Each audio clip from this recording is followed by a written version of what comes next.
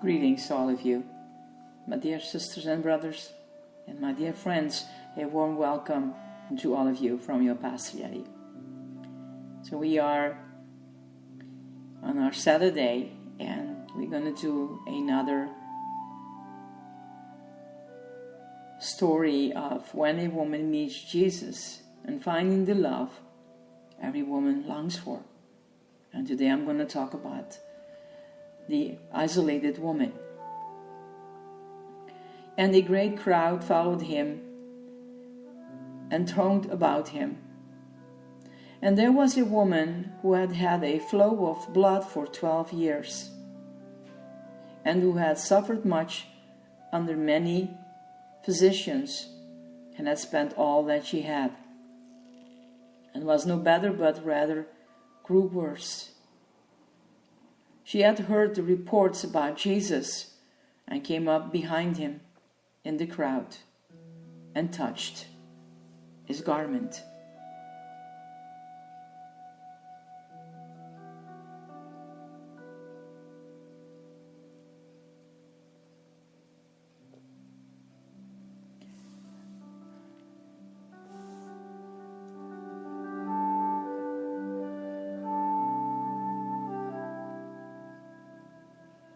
Don't touch me, I'm dirty.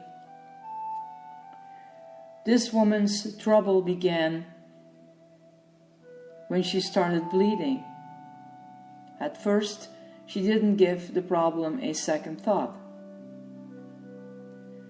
Women of childbearing years bleed every month. And so, in compliance with the Levitical laws that define behavior during the time, a woman was considered unclean, or polluted, or impure. She refrained from contact with anything or anyone. But when the bleeding didn't stop, she began to get worried. She visited the doctor, and he wasn't certain what the problem was. She paid his bill. The bleeding still didn't stop. So she went to another doctor, and he couldn't diagnose the problem. She paid him too. This vicious cycle went on for 12 years. And that's right, 12 years of a daily flow of blood. Nothing stopped the problem. No one had an answer.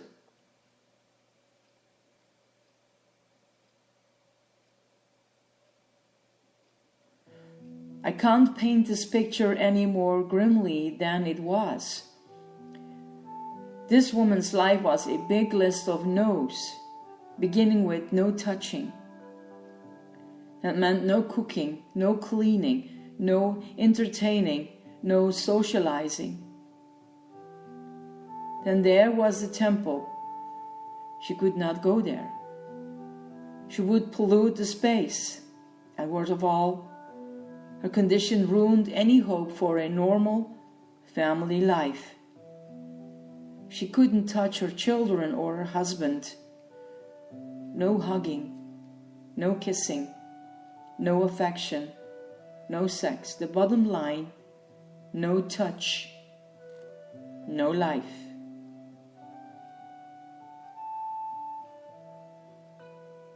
And what about all the repeated trips to solicite a cure? Mark let out the result of her efforts. She suffered much under many physicians and spent all that she had. Not only had she evidently undergone every medical procedure known, she spent all her money on a futile endeavor, to the point where she was flat broke. Once the money ran out, she did the medical attention. Her health was no better, and her heart was still broken. As the years crept by, hope disappeared, along with the relationships. it was impossible to feel close to people she couldn't touch. Then one day someone told her Jesus was coming to town, and they added this piece of information that was pertinent to her case. Jesus touched people, the very ones society called unclean. He laid his hands on people with fevers, peoples who couldn't see or hear. The best news of all, he even touched lepers. The most ostracized beings on earth were welcomed by his outstretched hands. Hope began to boil in her heart. Maybe this man will touch me too, she prayed. The man with the healing touch, and Jesus was passing through town at the request of a man named Jairus, a ruler of the synagogue. His 12-year-old daughter was sick, and he was hoping Jesus would heal her. I am certain if I had been Jairus, I would have wanted Jesus and the crowd that was following him to keep up the pace. Hurry, hurry, I might have said. Don't waste a minute. Every second counts. Can't you speed things along? Then all of a sudden Jesus came to a dead stop. Not what Jairus wanted at all. Who touched me? Jesus inquired. Even the disciples thought the question absurd. Mark describes the scene this way. A great crowd kept following and pressed him from all sides, so as almost to suffocate him.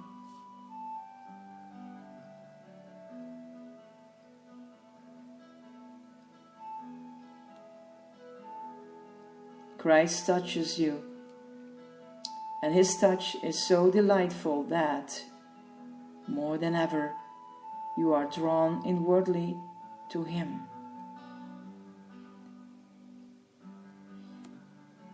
But this touch was different, and Jesus, recognizing himself that power proceeding from himself had gone forth, turned to find the person who in faith was trying to reconnect with another person. Not just any person, but the one person she believed could touch her and heal her in the place that hurt the most. This woman might have to crawl on her belly like a snake. She might have to overcome the fear of being trampled to death by the crowd. Worse, yet she might get caught for breaking the rules and touching another person. But the promise of healing was worth the risk of trying. And in a desperate move, her outstretched hand touched the fringe of Jesus' coat. She knew it was a risky move, and she knew she could not touch anyone, and once her act was exposed by Jesus to the onlooking crowd, she recoiled in fear. She was certain she would be punished. Isn't that what happens to you if you do something that upsets the apple cart? Hands of hurt teach you a lesson you won't forget. She waited. Would she feel the sting of a hand of hurt? Would she have been thrown out of town? Instead, the hand that reached down to her had only one intent, and that was to lift her up at the moment when this woman felt exposed to the world. At the most vulnerable time in her life, the healing hands of Jesus brought cleansing to her body and soul. And there's one more little detail in this story that is easy to overlook. Not only did Jesus heal the woman's disease, but then with one word, Jesus restored her to the family. "Daughter," he said to her, "your faith has made you whole." Other family members may have abandoned her, and Jesus had not.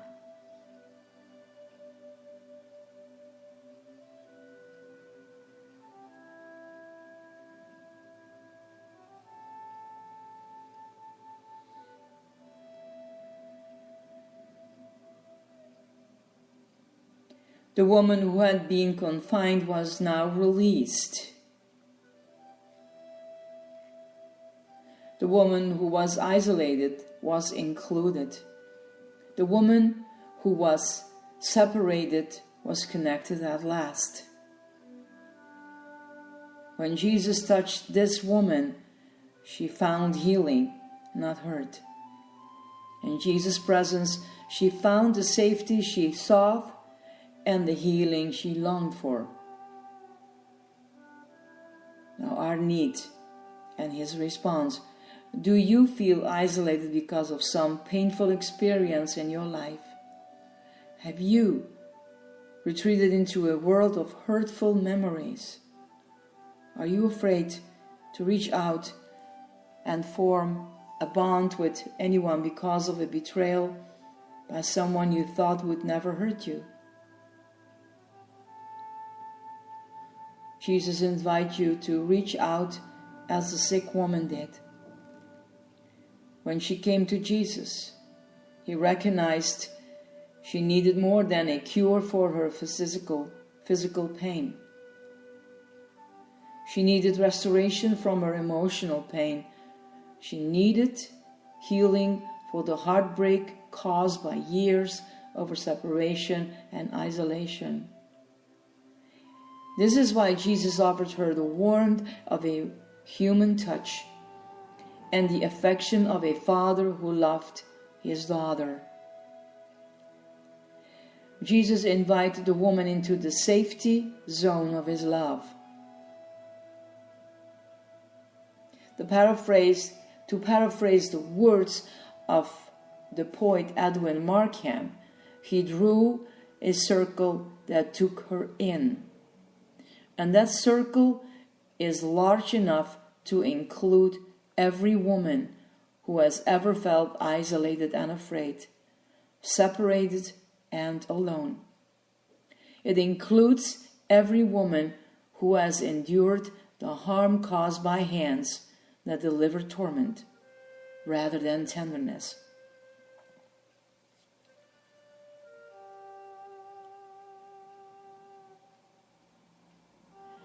Jesus understood this woman's needs because, as the Apostle Paul so eloquently wrote, he has been touched himself by the pain that touches us.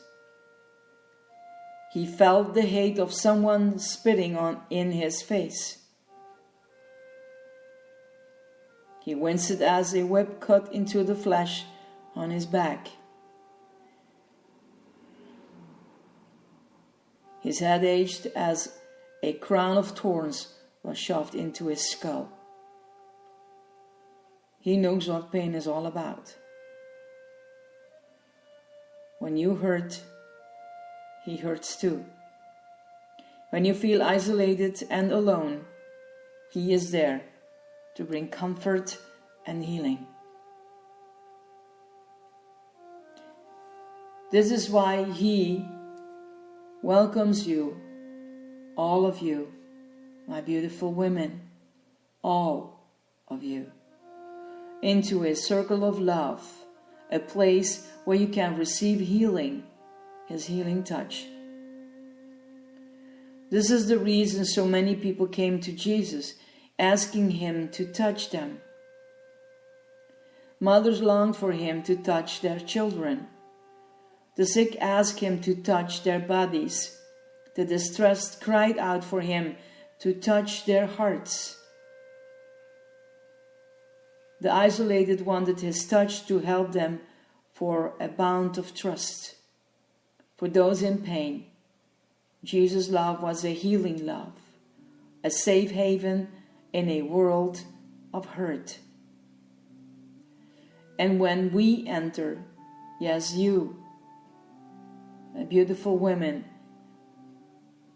enter a place of safety, we become free to find healing for the broken places in our life.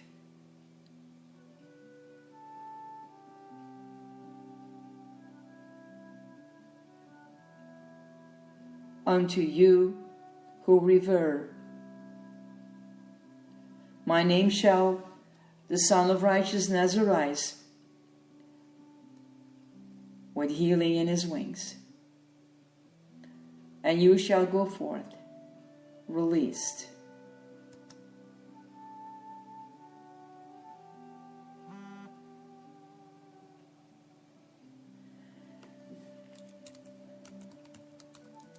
A time for reflection.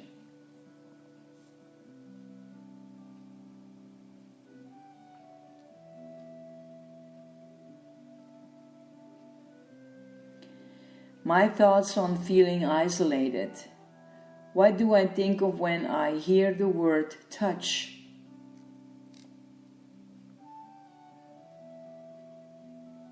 In what types of instances am I afraid to connect for fear of rejection? Why? What event in my life caused me to feel isolated? How did this event make me feel?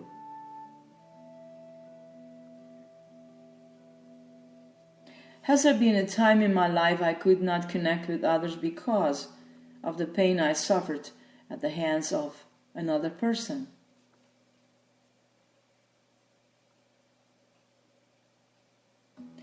What have I tried to do to reconnect and overcome my fear?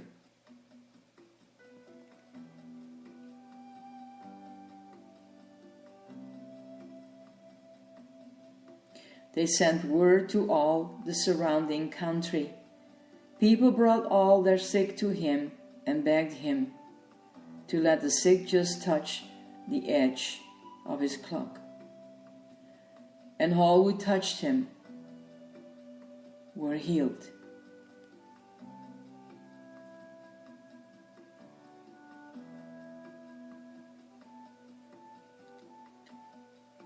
Who touched me? We all bleed. We bleed for ourselves. We each have our private pain. We bleed for others, and we bleed for a wounded world. If we did not bleed for others in some measure, would we not be spiritually barren,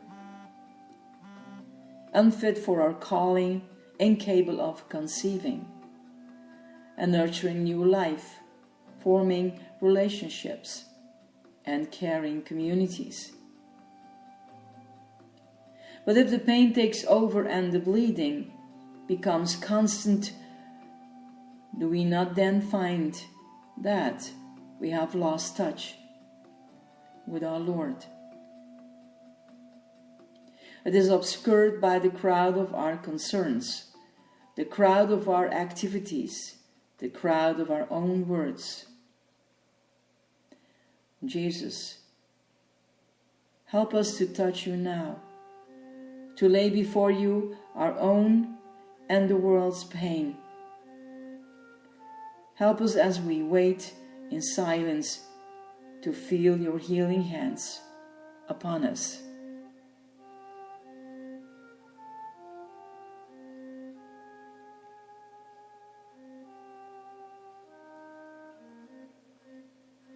Lord of healing, Lord of my darkest place, let in your light. Lord of my greatest fear, let in your peace. Lord of my most bitter shame, let in your word of grace. Lord of my oldest grudge, let in your forgiveness. Lord of my deepest anger, let it out. Lord of my loneliest moment, let in your presence. Lord of my truest self, my all, let in your wholeness.